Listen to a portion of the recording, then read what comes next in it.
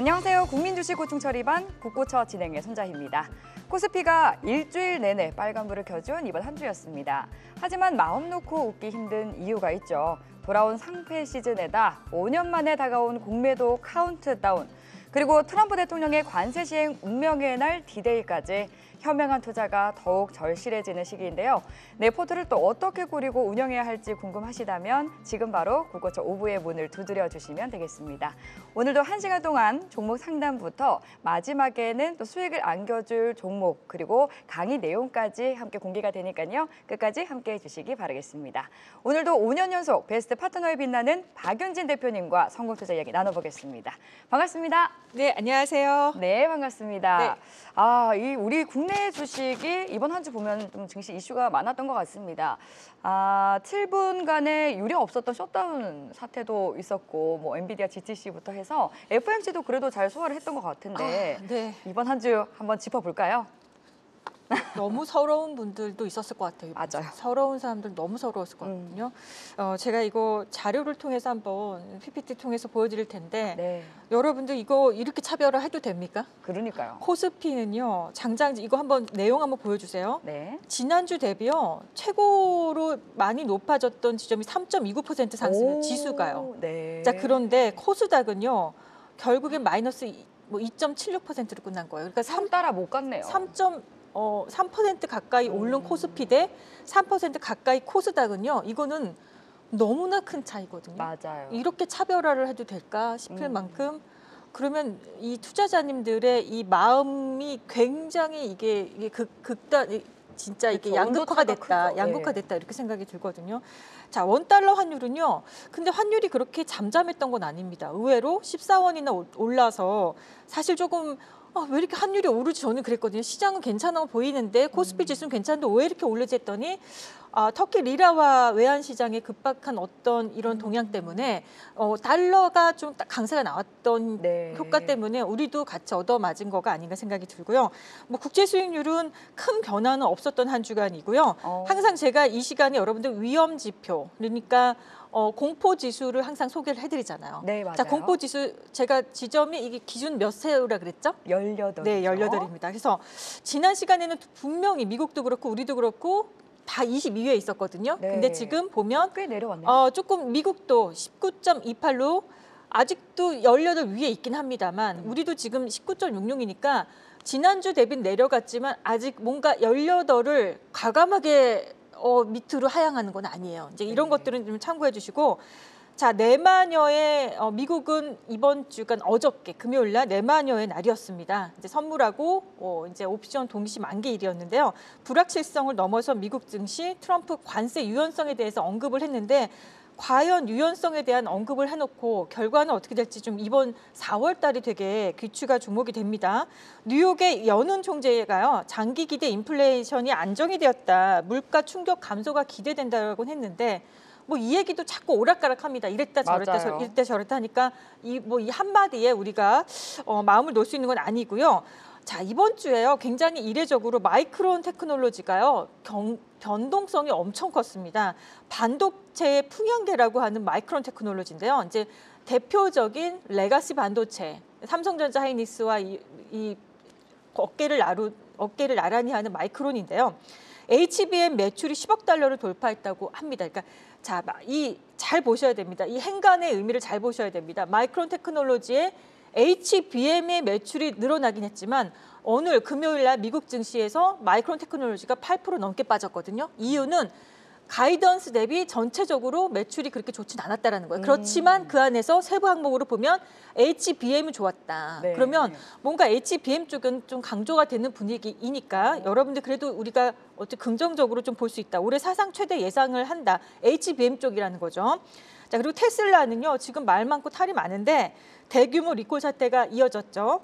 그런데 이번에는 분식 회계의 어떤 의혹까지 이제 앞서서 나왔기 때문에 장부에서 2조 원이 사라졌다는 이런 얘기가 나왔는데 또 반면에 테슬라는 오늘 밤 마감을 보면은 상승해서 급반등해서 끝나긴 했거든요.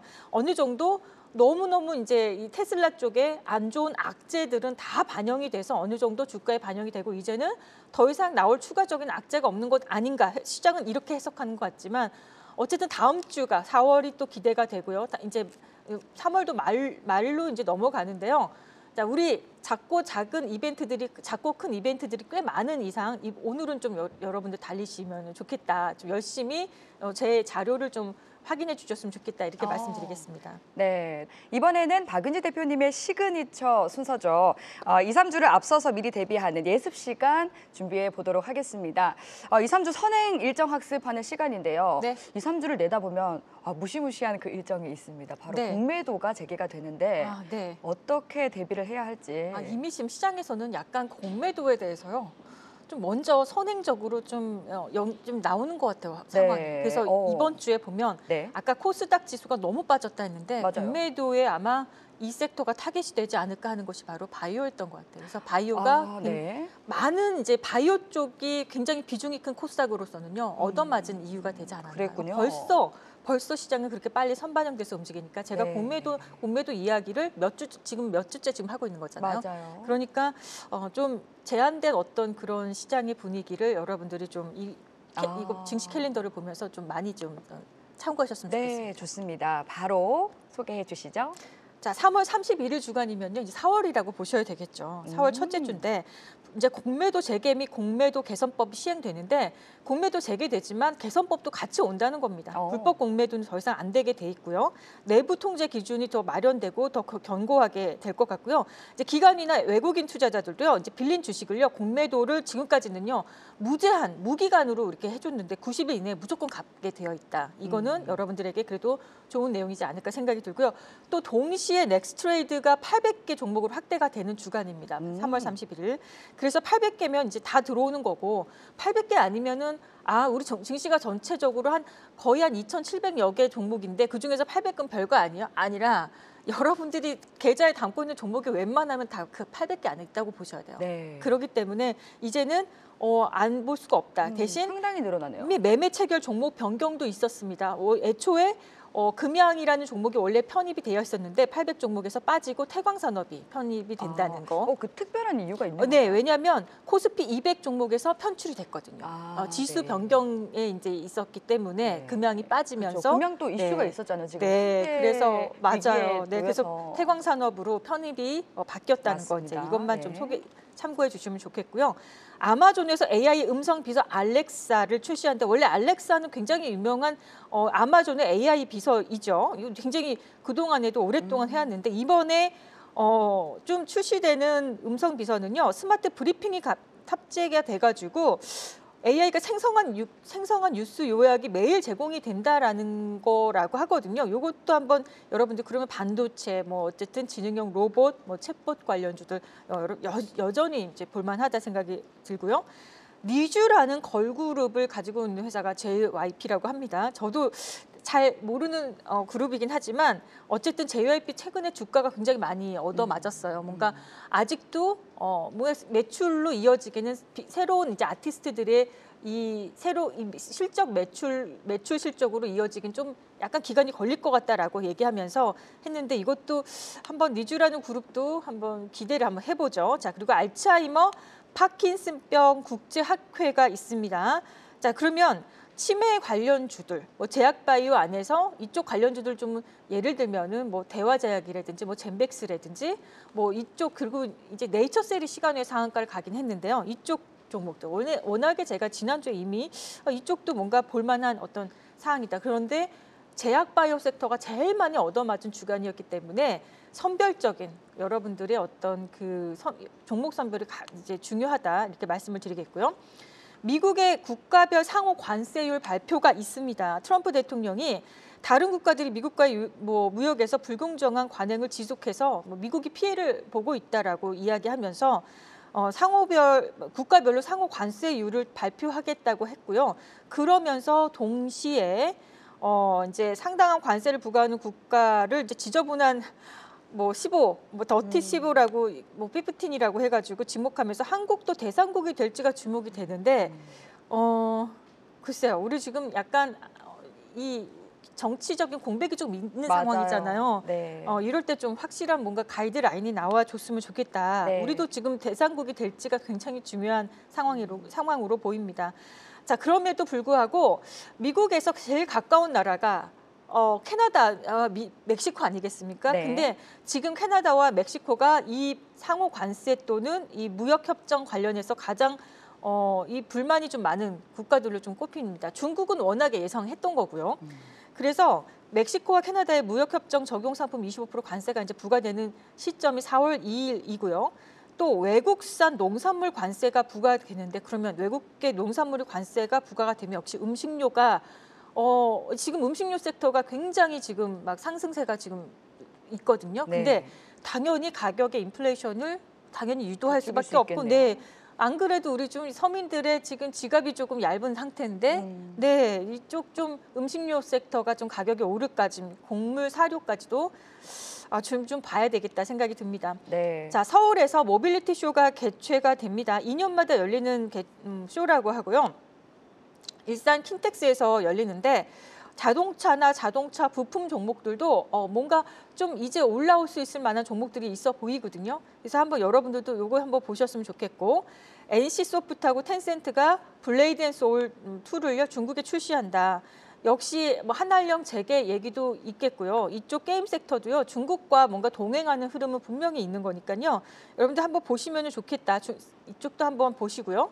공모청약이 이제 4월 달로 이제 넘어가겠습니다. 자, 첫 번째 공모청약주가 있는데요. 세크라는 회사입니다. 이름이 좀 세크라고 해서 저는 좀 특이하다 생각했는데 산업용 전자빔 기술 전문 업체라고 합니다. 그래서 주요 제품으로는 반도체 및 배터리 산업용 엑스레이 검사 장비, 방산 쪽 산업 쪽에 이제 뭐 선형 가속기라든지 분석용 연구 분석용 뭐 탁상형 주사 전자 현미경 뭐 이런 것들 엑스레이 검사 장비 매출 비중이 높은 회사라고 합니다. 역시 관련돼 있는 섹터는요 반도체 소부장 또 방위 산업 2차 전지이기 때문에 세크라는 회사도 한번 주목해 보셨으면 좋겠습니다. 4월 7일 주간이에요. 자, KB손해보험하고 현대해상 자동차 보험료가 인하가 됩니다. 인상이 아니라 인하입니다.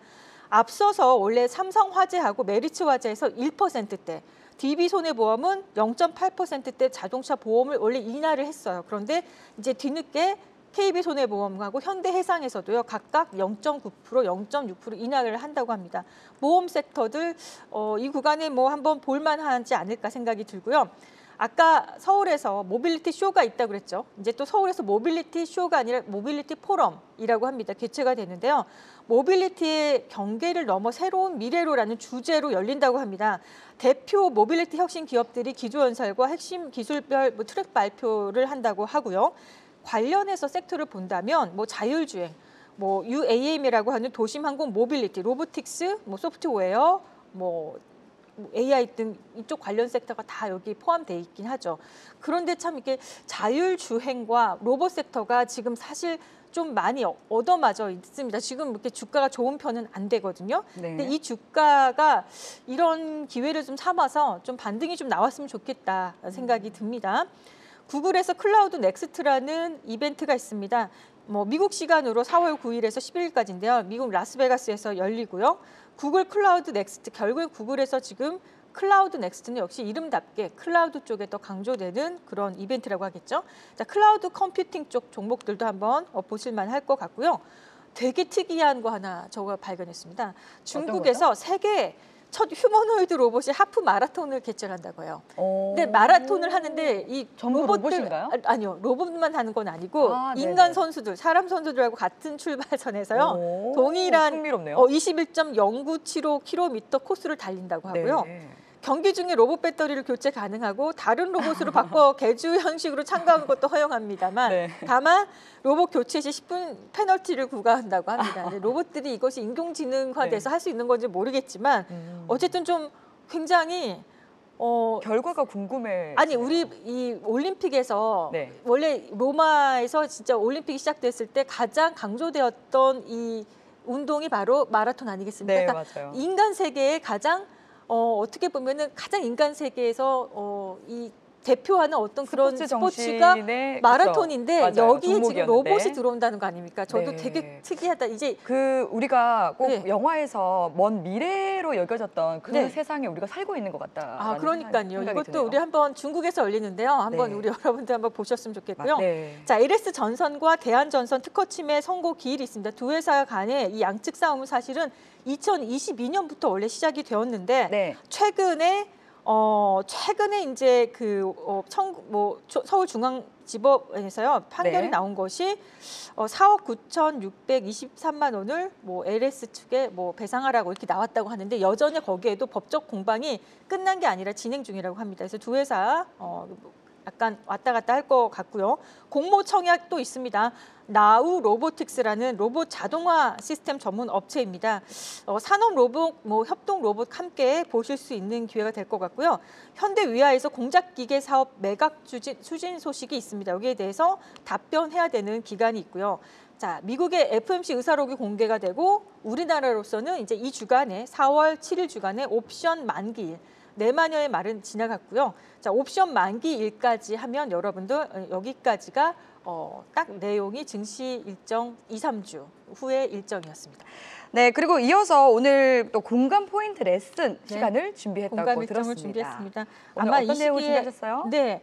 이번 주에 지금 삼성전자 왜 이렇게 강했나? 네. 제가 우리 앵커님하고 지금 합을 맞춘 지가 몇 주 됐는데 네. 그 전에 정말 많은 전화를 받은 것이 종목 상담 전화 삼성전자예요. 네. 근데 그때마다 제가 이렇게 될 거다라고 했던 게 바로 삼성전자 자사주 매입이 있으니까 이제 참으시라. 어머. 대신 이제 정말 따뜻해진 여름을 지나서부터 주가가 또 속 시원함을 느끼실 거다라고 네. 했거든요. 자, 그럼 공감 일정 한번 들어가 보도록 하겠습니다. 예언 가셨네요. 아니요. 지금 작년에 제가 사실 이 자료를 준비했던 건데 2016년과 닮은 꼴 평행 이론이란 여러분들 이야기 많이 들어보셨습니까? 2016년과 2024년은요.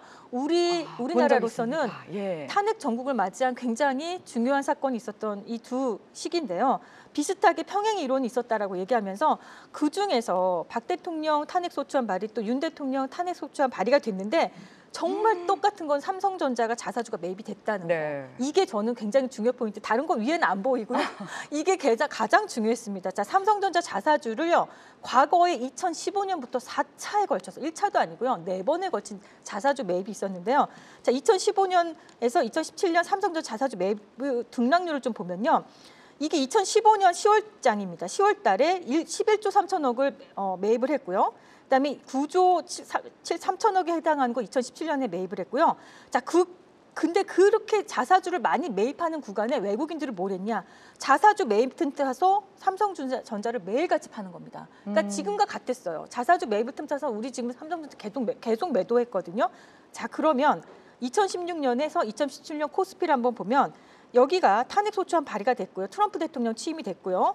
자, 그러고 나서 이제 파면 결정이 됐고 문재인 대통령이 당선이 됐죠. 그런데 주가는요. 이거 지금 주가 흐름입니다. 이렇게 좀 상승이 나왔는데 바로 저는 뭔가 삼성전자 자사주 매입 효과가 있었다라고 보는 겁니다. 그러니까 왜냐하면 삼성전자가 우리 지수에 차지하는 비중이 20%이기 때문에 삼성전자 주가가 오르면 우리 그냥 지수는 자동으로 상승하는 거거든요. 근데 이때는 탄핵이 되기 1년 전부터 매입이 시작됐다면 시작되었었는데 여러분들 삼성전자 자사주 매입이 이제 끝나고 2017년 쪽에 끝나고 나자 실적이 회복이 되면서 외국계에서 계속 매도만 했던 외국계에서 강력 매수 사인이 나옵니다. 그러면서 주가가 굉장히 많이 막 폭등을 했거든요. 자, 그러면 작년입니다. 2024년 다시 돌아가 보겠습니다. 2024년 11월 16일에 신문 기사를 보면 삼성전자가 향후 1년 동안 10조 원 규모의 자사주를 매입한다. 자, 10조 원 규모의 자사주 매입인데 거의 1년 정도의 이 시차를 두고 한다고 했고요. 2017년 이후에 7년여 만에 이런 강행을 이제 한 건데요. 자, 그런데 이제 11월에 이런 기사가 나고 자사주를 매입했는데 12월에 탄핵 정국이 시작된 거죠. 자, 그래서 평행 이론도 있지만 비평행 이론도 있다라는 것을 여러분들에게 좀 이해를 좀 도모했으면 좋겠고 작년과 2016년과 2024년에 환율 레벨이 좀 다르다는 거 느끼시죠? 환율 레벨이 많이 다르고요. 국채 수익률도 굉장히 차이가 납니다. 그러니까 금리가 지금 너무나 높은 시기이고요. 특히 이때는요. 2016년에는 중국의 경제 성장률이 6%대예요. 중국의 경제 성장률이 6%대는 우리 K 증시, K 경제 상황에 시사하는 바가 굉장히 큽니다. 근데 지금은 중국의 경제 성장률이 4%대 머무르고 있단 말이에요. 그럼 우리도 같이 꺾일 수밖에 없어서 한국 경제 성장률은 낮아진 거다. 그러면 부동산도 이때는 상승 전이었고요. 부동산이 지금 상승 중이고 이때는 물가 수준이 양호했지만 지금 물가 수준이 높은 상황에서 여러분들 한국 증시가 안정되려면 원달러 환율이 어느 정도 안정한 레벨로 좀 내려가야 된다. 지금 너무 높아 있고요. 삼성전자 자사주 매입이 종료가 돼야 된다라는 걸 저는 이야기를 하고 싶은데 자, 경기가 지금 어렵다고 합니다. 지금 많은 서민들이요 고통받고 있고 또 자영업자들이 이번에 폐업을 진짜 많이 했다고 합니다. 이럴 때 이 경제 주체가 두 군데에서 부양에 나올 수가 있는 거죠. 경기가 어려울 때 정부에서 부양을 할 수 있고요. 중앙은행에서 경기를 활성화시키기 위한 부양이 있는데 두 가지 주체죠. 근데 원래 중앙은행에서 할 수 있는 건 통화량을 조절하는 거예요. 그러니까 금리를 올리고 내리고 한다는 거죠. 근데 이번에는요. 통화를 우리가 조절할 수 있는 상황은 아니고요. 자, 그러면 재정에서 우리가 어떤 경기 부양의 의지가 나올지 않을까. 근데 재정에서 정부가 만약에 재정 정책을 펼쳐서 한다면 결국에는 이거는 지출하고 조세를 이 재정 지출을 늘리고 또 세금을 깎아주는 세금을 조절한다는 거거든요. 자, 그럼 경기가 과열됐을 때는 정부에서 할 수 있는 거는 정부 지출을 경기 과열됐을 때는 낮추고 수입은 늘리고 자, 경기가 불황됐을 때 지금이죠. 재정 지출을 늘리면서 수입을 내리고 조세, 세금 감면 혜택이 와야 된다. 그러면 이제부터는요. 정부 주도의 공공산업 뉴딜 정책 또 추가 경쟁, 추경이 중요하겠죠. 뭔가 추경이 나올 때이다라는 생각을 하면서 세금 감면 또는 일자리 정책 지원금 등 이런 경기 부양 의지를 보여줘야 됩니다. 지금 탄핵 정국이 이제 뭔가 점점 시기가 진행될수록 이제 뭔가 종료가 될 거라 보는데요. 탄핵이 되든 기각이 되든 돈은 풀리게 돼 있습니다.